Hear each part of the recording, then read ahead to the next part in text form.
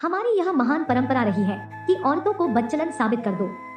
भले ही मर्द ने भी साथ में भोग किया हो, पर बच्चलन कहा जाएगा तो सिर्फ औरत को। सफाई कर्मकारों की हमारी नीची जाति में घर चलाने की जिम्मेदारी हम औरतों की है। बाहर जाकर 4 पैसे कमाने से लेकर बच्चों को पालने तक हर जिम्मेदारी औरत की है। हमारे मर्द जो कमाते हैं वह शराब में उड़ा देते हैं, और इसी वजह से मेरे समाज में अनेक औरतों का अपने काम की जगह के मर्दों के साथ नाजायज रिश्ता है। इसी के चलते हमारे समाज की अनेक औरतें बच्चलन कही जाती है।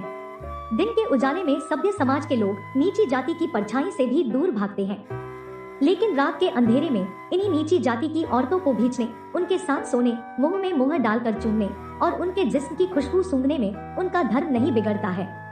मुझे बच्चलन होने का पहला सबक मेरी चचेरी बहन निक्की ने दिया। मुफ्त राशन पाने के लिए वह दुकानदार को खुश करती थी। एक बार निक्की मुझे भी राशन बांटने वाले बनिए की दुकान पर ले गई। दुकानदार का लड़का हमें दुकान के पीछे बने बाड़े में ले आया। तेल के खाली ड्रमों के पीछे वह निक्की दीदी के साथ बहुत देर लगा रहा। मैं दूसरी तरफ मुंह करके इस तरह खड़ी हो गई कि उन्हें एकांत मिल जाए और साथ ही दूसरी तरफ से किसी के आने की निगरानी कर सकूं। कुछ देर तक दीदी के सिसकने की आवाज आई और फिर वे अपनी जीन्स और टॉप ठीक करते हुए बाहर आई। इस घटना ने मुझे सबक दिया था कि जब दीदी मुफ्त राशन के बदले यह सब कर सकती थी तो पैसों के लिए इसे करने में क्या बुराई है। मुझे भी अपने समाज की शरीफ औरतों की तरह नाक पर रुमाल बांधकर और हाथ में दस्ताने पहनकर किसी माल, रेलवे स्टेशन या बस अड्डे का शौचालय साफ न करना पड़े।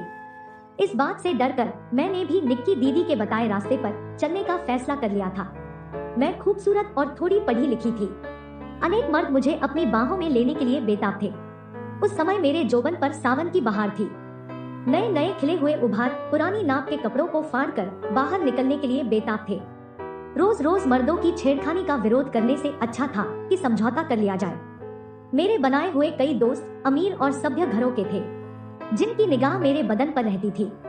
मेरे ज्यादातर अमीर दोस्त सीनियर सिटीजन थे, जो मुझे चोरी छपे दुकानों के पीछे, पुलिया के नीचे या बन रहे मकानों में नहीं ले जाते थे। मेरे अमीर दोस्त तो मुझे उन महंगे होटलों में लेकर गए जिनमें इसके पहले मेरे समाज की कोई लड़की इनके टॉयलेट साफ करने भी न गई होगी। मैं निक्की दीदी की तरह सिर्फ राशन के लिए अपना शोषण नहीं करा रही थी, और इसी वजह से समाज ने मुझे बच्चलन करार कर दिया था, जबकि निक्की दीदी एक बेचारी थी। कुछ भी हो, लेकिन मैं अपनी जिंदगी से संतुष्ट थी। 25 साल की उम्र में जब मैंने अपने कमाए हुए पैसों से स्मार्टफोन और एक स्कूटर खरीद लिया, तब समाज के ठेकेदारों को यह सहन नहीं हुआ। उन्होंने मुझे आवारा और बच्चलन साबित करते हुए मेरा घर से निकलना दूभर कर दिया।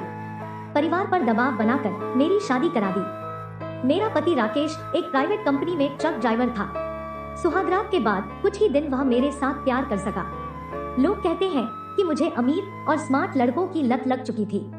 मैं ही बच्चलन थी, जबकि असलियत यह थी कि मुझ जैसी खूबसूरत बीवी पाकर मेरा पति राकेश बौरा गया था।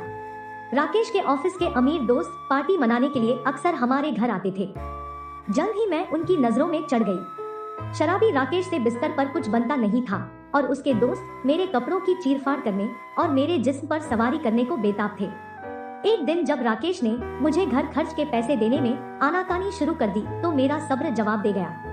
मैंने राकेश के दोस्तों से समझौता कर लिया। राकेश के सभी दोस्तों द्वारा दर्जनों बार मेरा उपभोग करने के बाद मेरी ससुराल में मुझे आवारा और बच्चलन करार दिया। मुझे पैसों का लालची बता दिया।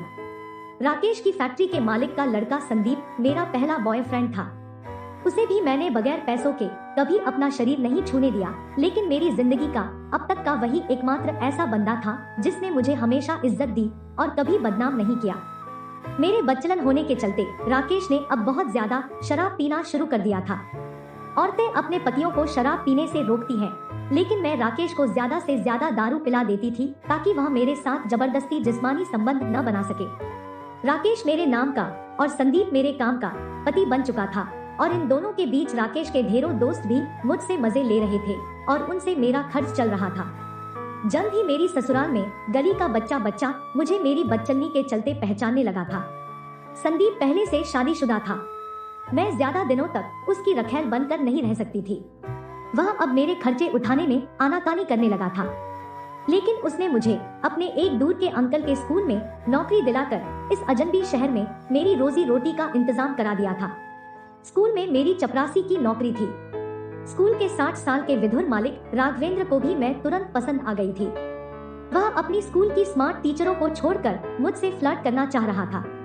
एक दिन उसने मुझे जबरदस्ती अपने कमरे में रोक लिया। वह अपना अकेलापन दूर करने के लिए मेरे सामने गिड़गिड़ाने लगा। मैं राघवेंद्र को खुश करने के लिए तुरंत मान गई और उसकी हर नाजायज मांग को पूरा करने लगी। वह बूढ़ा राघवेंद्र मेरी बेबस और बदनाम जिंदगी का इकलौता प्यार था। जल्द ही मैं उससे इमोशनली अटैच हो गई। मेरी उम्र से दोगुनी उम्र के राघवेंद्र से मिलने के बाद मेरी जिंदगी पूरी तरह से बदल गई थी। उसकी पत्नी 5 साल पहले स्वर्ग सिधार गई थी। अमेरिका में सेटल उसके बच्चे कोई खैर खबर नहीं लेते थे।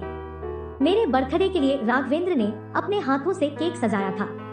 बर्थडे मनाने के बहाने उसने मेरे पूरे शरीर पर केक लगा दिया, फिर अपनी जीभ से साफ किया। मुझे अपने बच्चे की तरह गोद में उठाकर वह अपने बंगले के स्विमिंग पूल में ले आया और घंटों मेरे साथ मस्ती करने के बाद मुझे शैंपेन से नहला दिया। इस बंदे ने केवल 1 महीने में ही मुझे अपनी लग्जरी लाइफ का हिस्सा बना लिया था। कभी मेरी जाति पहचानने की जहमत नहीं उठाई और सब कुछ जानने के बावजूद कभी मेरे चरित्र पर उंगली नहीं उठाई। सिर्फ इस बात का अफसोस था कि वह मुझे मां नहीं बना सकता था।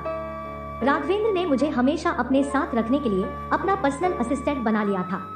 स्कूल और अपनी फैक्ट्री में घंटों वह मेरे साथ रहने लगा था। उसने मुझे अपने स्कूल की मास्टरनियों और फैक्ट्री के मैनेजरों का भी बॉस बना दिया था। मेरे चलते अब राघवेंद्र के मुलाजिम घपला नहीं कर पा रहे थे। हमारे बेमेल जोड़े को देखकर पहले तो उन्होंने मुझे फुसलाने की कोशिश की, लेकिन जब वे इसमें कामयाब नहीं हुए तो मुझे बदचलन औरत के रूप में बदनाम कर दिया। बदचलन कहे जाने से अब मुझे कोई फर्क नहीं पड़ता था, लेकिन अब तो उन्होंने मुझे दौलत की लालची एक फरेबी डायन तक साबित कर दिया था। इन्हीं उलझनों के बीच एक दिन कच्ची दारू पीते रहने के चलते राकेश मर गया। वह दिन मेरे लिए आजादी की तरह खुशियां लेकर आया था।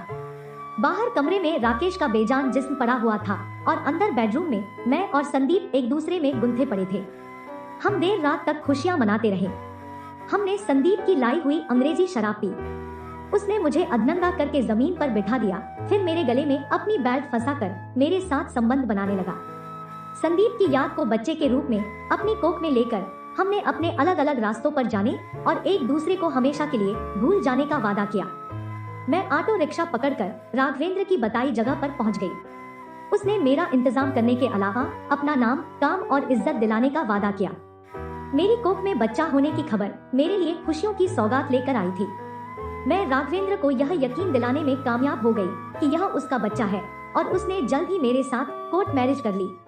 मैं आज भी एक अमीर घर की इज्जतदार औरत बनना चाहती थी, लेकिन राघवेंद्र के स्कूल और फैक्ट्री के मुलाजिम मेरी बेवफाई और बदचलनी को साबित करने में लगे हुए थे। राघवेंद्र की बीवी बनने के बाद उसके परिवार में भूचाल आ गया था। अभी तक राघवेंद्र की खोज खबर न रखने वाले भतीजे, लड़के और भाई आने लगे। मेरी कुंडली खंगाल ली गई।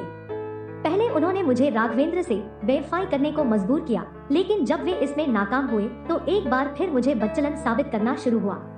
राघवेंद्र को भी मेरे बदचलन होने का यकीन हो गया।